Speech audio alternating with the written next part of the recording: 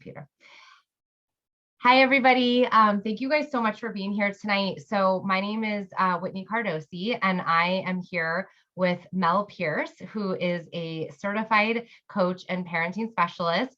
And, I've been doing about once a month, I've been asking professionals in different fields to sort of jump on and really just give us kind of a sneak peek at what they do. So we've had everything from fertility specialists to naturopathic doctors specializing in perimenopause to financial advisors, always women, which I love. And I am just so grateful that at Mel's first meeting in our networking group, we sat next to each other and I had the opportunity to meet her right there. And when she said she was a parenting specialist, I was like, okay, this is a sign.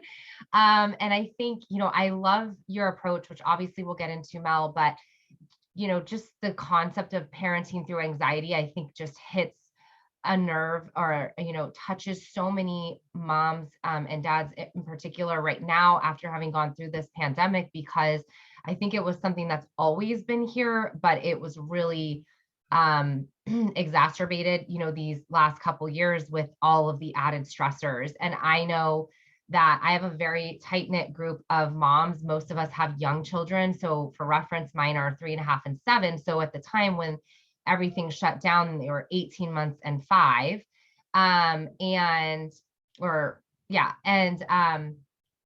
So I remember us all just kind of saying after the first couple of days or weeks, like we kept just having this feelings of like anxiety, but also sometimes rage, because it was like we didn't know where to go and we just would feel so guilty for having these responses to our kids that we didn't want to do. So without giving it all away, I think that what you have to share is so important right now, because as I was sharing earlier, it's more about giving us the tools to manage our emotions and our ability to parent calmly.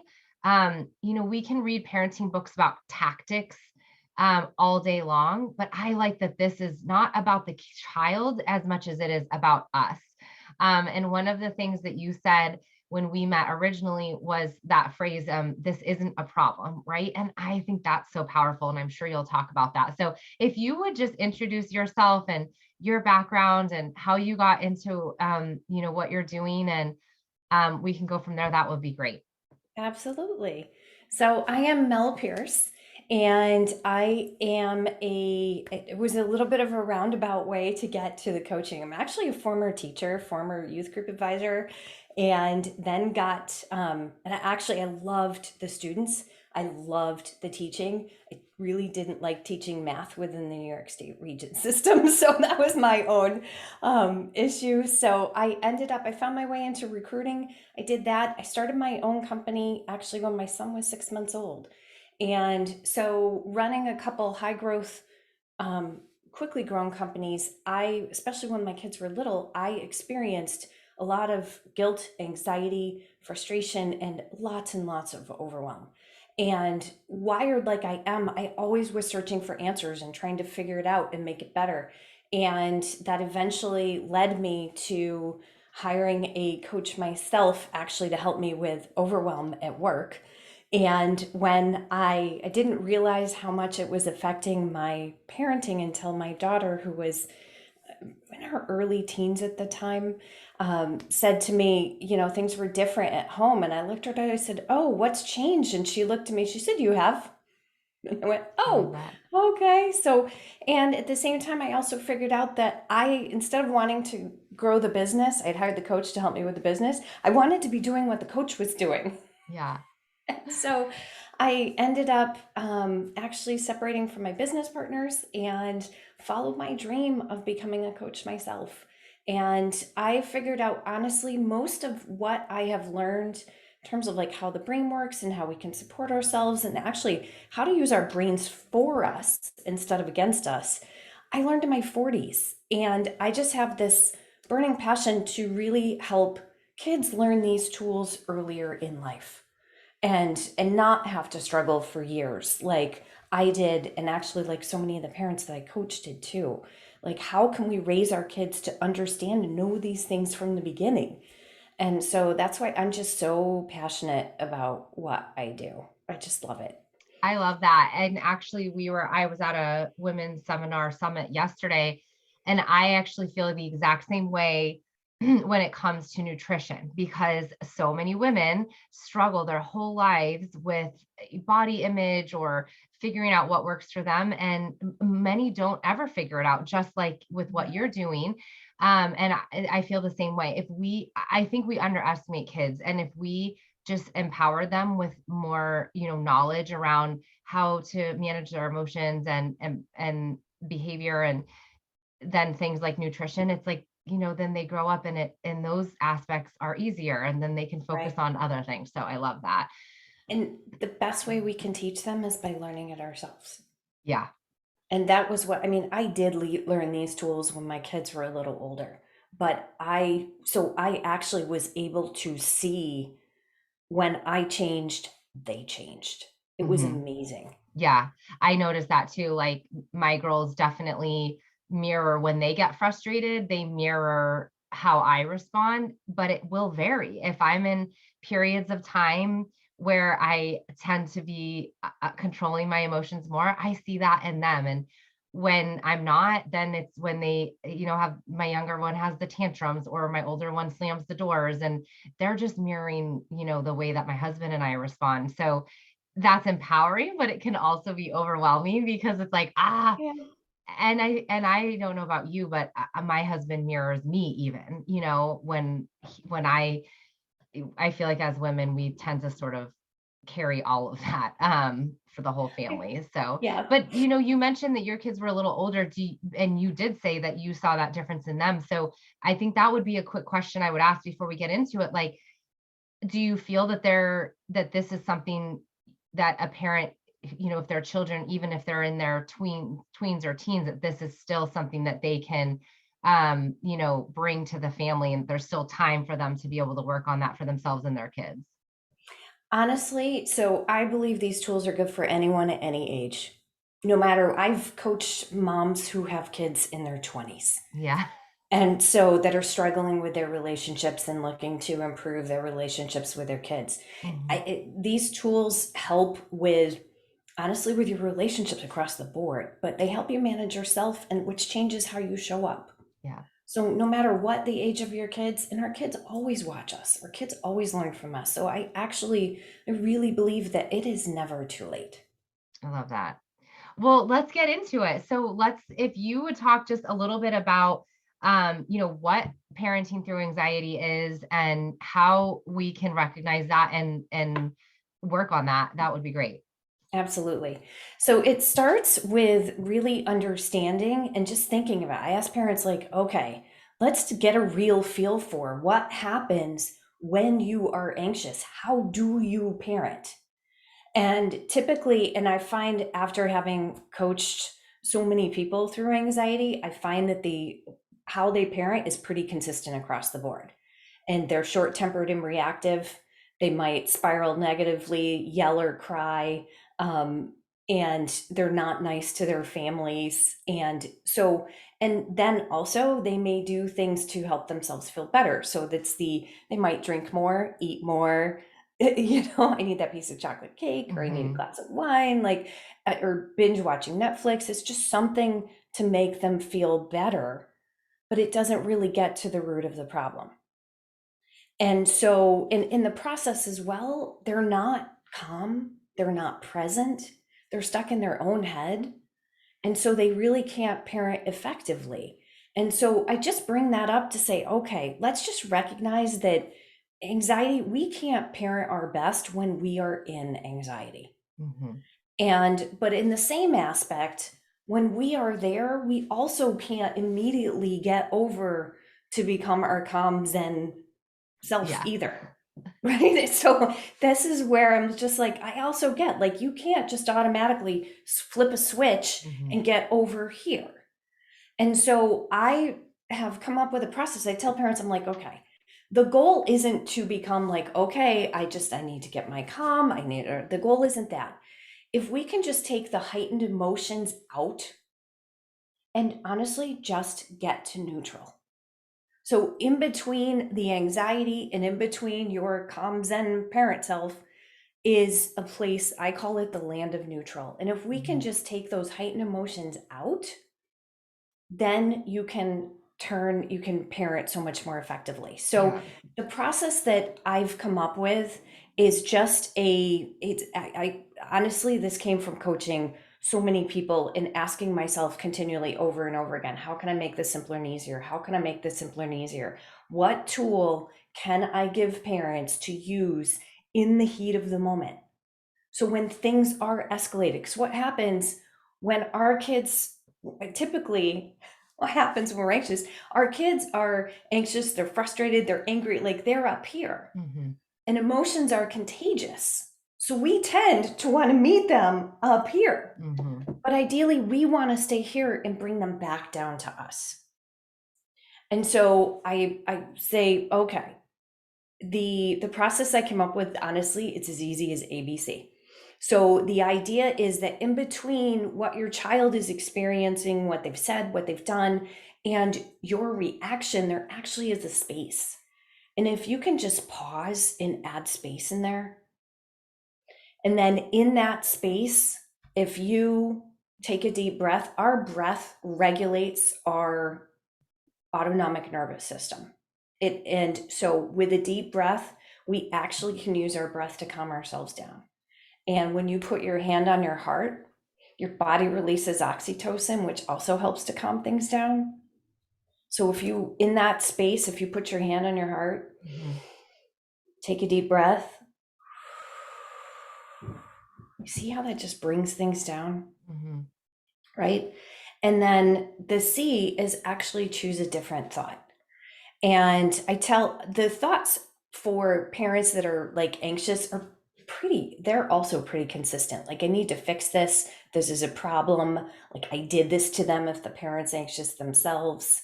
I worry about my child every day. I don't know what to do. And like, I can't handle this. I feel helpless. Yeah. Those those thoughts are pretty consistent. But those thoughts also keep us stuck in a place. They repeat the anxiety, they keep us stuck there. So if we can just come up and plan ahead a different thought of like, because honestly, we have no control over what has already happened, over what our child is experiencing. What we do have control over is how we respond. Mm-hmm. So if we can just take, like, it is what it is. Like, I can't change it. What I can change is how I respond. My job is just to love and support my child. How can I best support my child and help them navigate from here? Mm-hmm. How can my best parenting self show up now? So, but do you see the difference between the I can't handle this, I don't know what to do, right? To, okay, it is what it is. Yeah. How do I best handle it from here? Two Yeah. different places. And so that isn't getting you to, okay, I'm calm, it's good, life is good. That's just getting you, it takes the edge off, it takes the anxiety out, just get you to neutral, and then you can respond so much better from there. Yeah.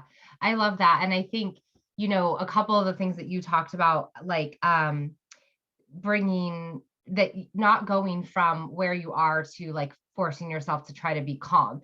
And again, I've had so many conversations with other mom friends where we might be in a moment where we're yelling or responding in a way that we don't. And in our head, we're saying, stop doing this.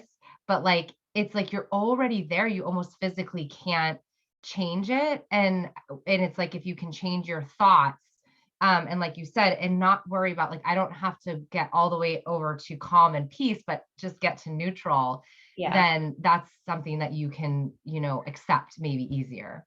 Right. And to be honest with you, they're all so in your brain, what's happening when you're yelling, you're actually reacting from your primal brain, which is back here. Your Mhm. amygdala has gone off. I say that's the barking dog. Yeah. And when the barking dog goes off, the wise owl, which is your wise prefrontal cortex, the wise owl flies off, and the monkey's in charge. And then Yeah. nothing ever good happens when the monkey's in charge. Yeah. So what is happening is you actually have to calm the barking dog down first, Hmm. and that's where the A, add space, and B, breathe, comes into play. Yeah. That helps the dog stop barking, and then so the wise owl can come back and you can respond better from Yeah. there. And I saw someone that was watching Lauren, her daughter is about the same as my youngest, and mentioned that I think some of the schools are teaching that with the kids, and a tool, obviously the breathing mechanism that is so helpful for children as well. And the other thing that I wanted to touch on was, perfect example this morning, and this is a conversation that I tend to have with my husband, is so 3-year-old, you could tell she just kind of woke up and was in a different mood than normal, not as happy as normal. And it kind of progressed through the morning, and it escalated in her not wanting my husband to take her to school. And to the point where we were trying to get her in the car and she's screaming and yelling. And so, your first reaction is kind of like winning the battle. And then I was, luckily enough, I was able to say, okay, let's just take her inside. Let's talk about this. How can we work this out? And, ultimately, because I was able to, I took her. But I think my point in sharing that example is because I think sometimes parents, not intentionally, but look at those types of situations as a win-lose situation. And if I lose by, giving in, I guess, for lack of a better term, to my child's reaction, or what a lot of people would just call a tantrum, are they going to then be inclined to continue to do that? And I don't know if you can touch on that, because I think sometimes parents think, again, that like, I don't want to set the tone that by them acting out, they can get what they want. But at the same time, I think it's just the only way for them to be able to respond. And I think you've touched on that fight or flight response. So maybe you can take that. That would be Yes, helpful. and especially with the 3-year-old. One of the pieces that comes up a lot, I think, with parents, a lot of parents think, the children are throwing tantrums to get their own way. Right. And I really want to invite you to consider that it's actually not that they won't behave, it's that they can't. And so what has happened, again, I imagine like in their amygdala, instead of a barking dog, they have a puppy, and the puppy gets all worked up. And so when the puppy barks, I mean, they're stuck in the back of, they're stuck in their primal response, and they don't have the ability to regulate their emotions.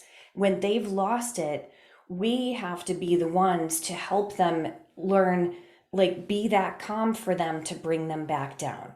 And so that is always but it also doesn't mean that it excuses bad behavior either. Mm-hmm. We Yeah. just, we can't, in the moment, they are not going to hear anything. Yeah. We have to bring them back down first.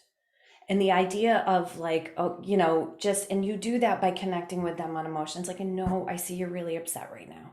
Like, and as much like physical, like, okay, keeping our voices low, helping them bring back down. And then also, and from there, it could be you could decide like, all right, I will bring you today. Or from there, like, I know that you're really upset.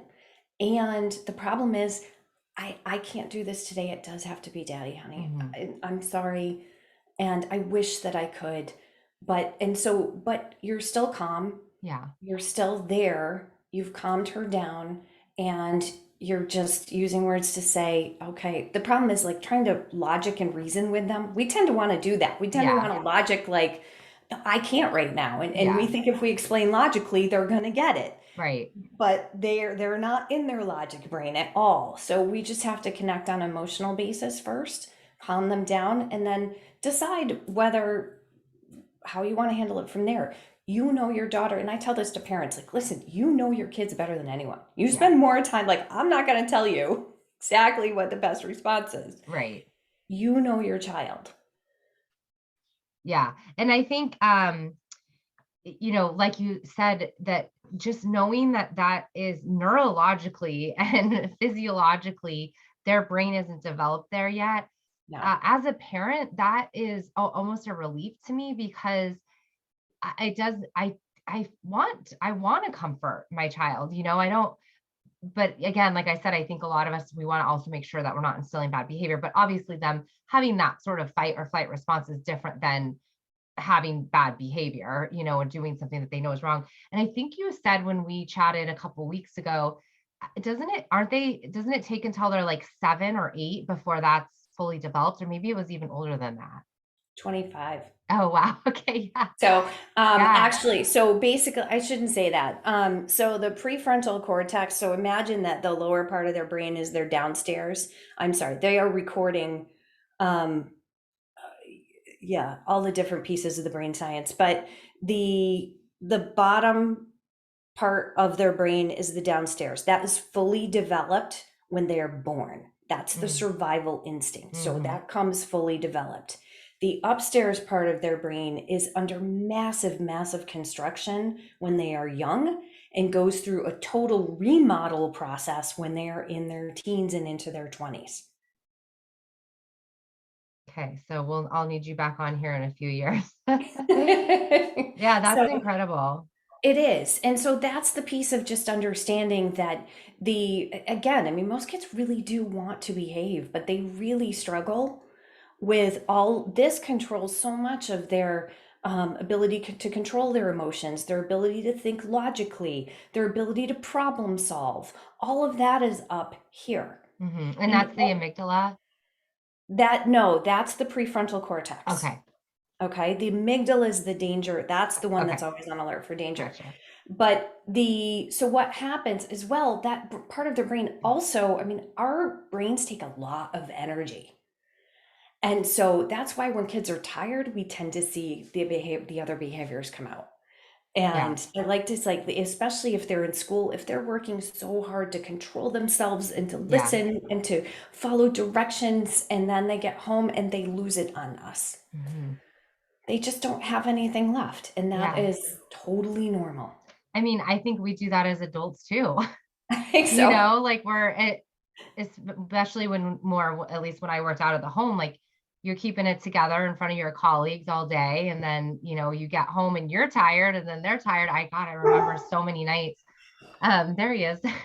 There's So Willie. many nights. Gosh, just that was such a tough time when both my husband and I worked out of the house and she was in daycare all day. I mean, she was there like 8 to 5, sometimes 6 at night. And we would get home and everyone was just so tired, and it was just such a tough time. So it's interesting to think of that way. Yeah. So just to recap on the ABC. So A is the add space, Yep. B is breath, and then C is choose a different thought. Yep. Can you go into a little bit more just on the choose a different thought? Because I know I'm familiar with that, but I think for a lot of people, they don't understand, most people don't understand that a thought is not a circumstance.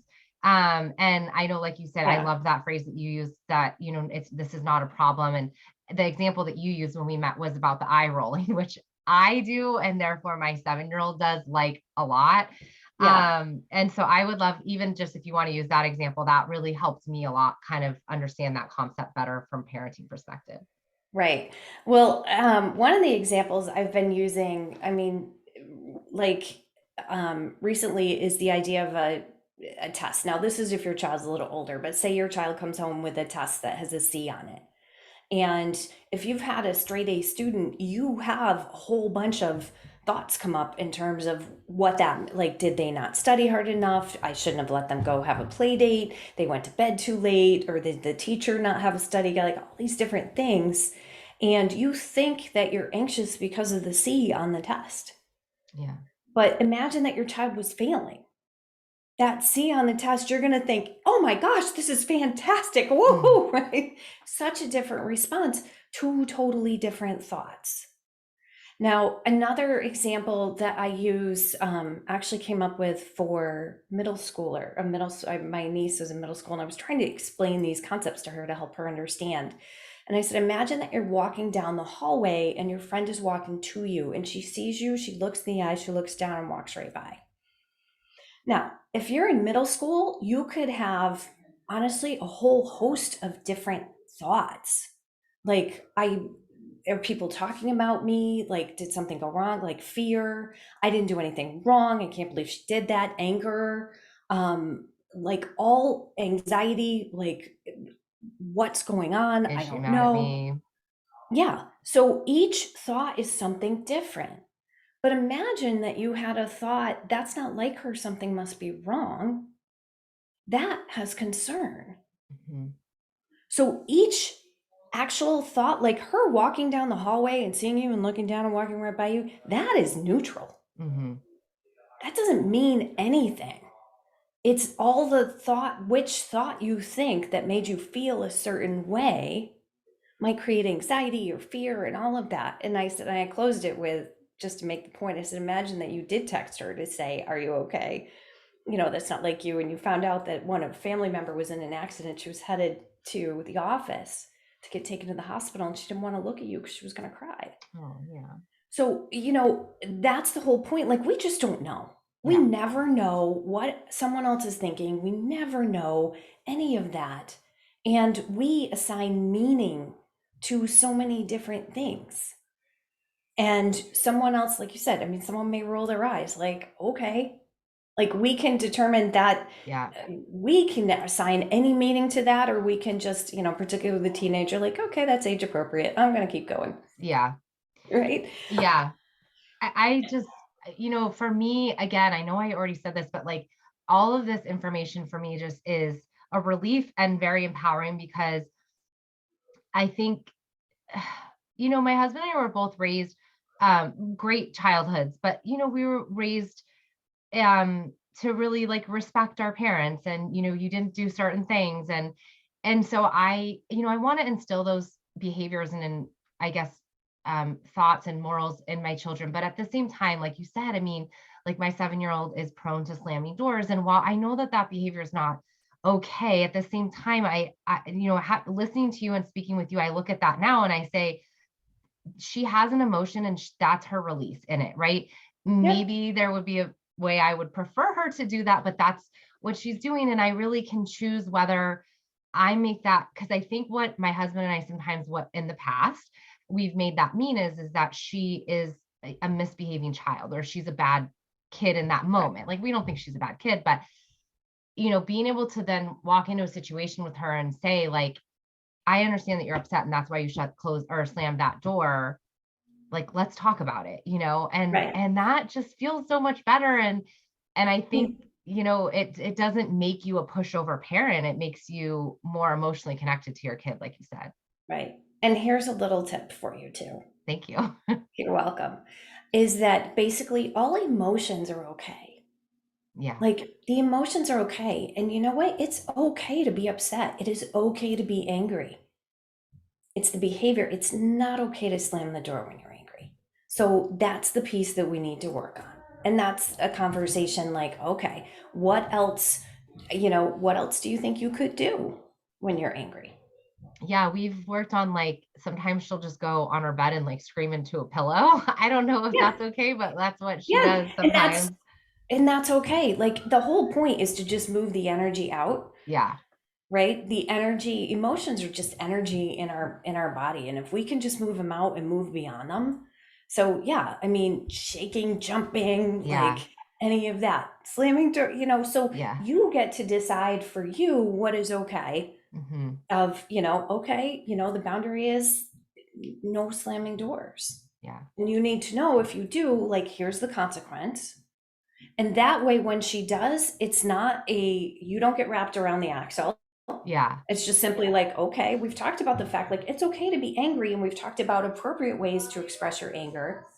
And, but slamming door is not one of them. And we also talked about, like, if you do slam a door, this is going to be the consequence. Yeah. Well, I'm glad I mentioned that. I'm getting personal one-on-one coaching here. This has been so great. Is there anything that you didn't cover that you feel like is something that people watching this would like need to hear? The anything I didn't cover that people would need to hear. Honestly, I think the one of the most things that I just understanding is, honestly, our ability to regulate our own emotions, like that. We can't help our kids with theirs when we're caught up in our own. Hmm. And so just the ability to work through that. And also, I do like to tell, I mean, parents, there are tips and tools and different things, but there are ways to help your kids thrive. And that's the, like, learning some things to get to the next level, like beyond just surviving, to actually help them thrive. And that's the piece where I'm like, okay, Like when we learn some of these tools ourselves and we learn how to thrive, we then become that example for our kids. I love that. And it's just that piece of like, I hold that space for possibility. Like that's the one thing as a coach, I'm like, no, it really is. This really like people Yeah. come in like not believing. I'm like, you too can be a calm, cool, and collected parent. It's all Uh, good. And to watch the transformation happen is just awesome. But I think in general, I mean, our kids spend more time with us than they do with anyone else. And so I also tell the parents I work with, I'm like, just also lean in and trust your own instincts. Like, but honestly, you have to get out of your anxiety first. yeah. But when you can like calm yourself down and put your hand on your heart and just like, what do you feel is best for your child? You know your child more than anyone else. So trust your instincts instead of that place of, I don't know what to do. Like, trust that maybe actually I do. Yeah. Maybe I do. Yeah.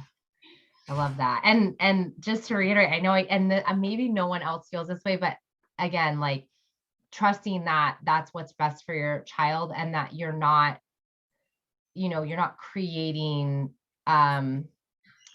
like they're not going to take advantage of that, if that makes sense. You're Yeah. helping them manage their emotions. And the more you do that, then the more they'll probably be able to start self-regulating a little bit more as they grow. Yeah. So I know we had some people watching and commenting, and I'm sure they're going to want to know more and learn more from you. So if anyone is watching this and wants to, either follow you on social media or even better, like connect with you to work with you personally, like how can they do that? Where can they find you and how can they connect with you? So my website is Mel Peirce. It's MELPEIRCE. It is backwards.com. So I let people know. And on the website, there actually, I mean, one, I've got a number of resources. There also is a place, if you have questions, I mean, just book a call with me. That's sometimes the easiest thing is that I do a free call Oh, and awesome. I will help walk you through your particular situation and let you know like if what I do and let you decide if that's a good match for you or not. I'm also on Facebook. My Facebook page is Mel Peirce. It's just Mel Peirce. I forget. I'll put it in the comments too. Okay, put it in the comments. Okay, And yeah. I am melpierce.coach on Instagram. Awesome. So both places, but I'm here. I'm happy to help. And I love talking to parents and walking through any situations that have. And honestly, even if you don't work with me, I am totally cool, but you will walk away with a couple tools after a phone call with me. Yeah, I mean, I haven't, just us preparing for this, and honestly, even more just with tonight. I'm so happy I had personal examples to use selfishly. So thank you so much. And like I said, Mel, I'll put your website and your Facebook page in the comments so people can just click on it and check it out. And I know you have so much value. You have a blog also. So I know if Oh, people yes. stumble Actually, upon your website, can they link to the blog from your website? yes, at the Yeah. bottom is my blog is there. And also, if you sign up for my newsletter, which I think is at the bottom of the first page, but that I will send out the link to the blogs. I write weekly and I am always Awesome. sharing tools and tips. Awesome. Thank you. I am so grateful that there is so much free value out there. And like you mentioned, the free consultation call is amazing. So thank you so much, Mel. This was You're great. welcome. Okay, I'll see you soon. Okay, take care. Bye. Bye bye.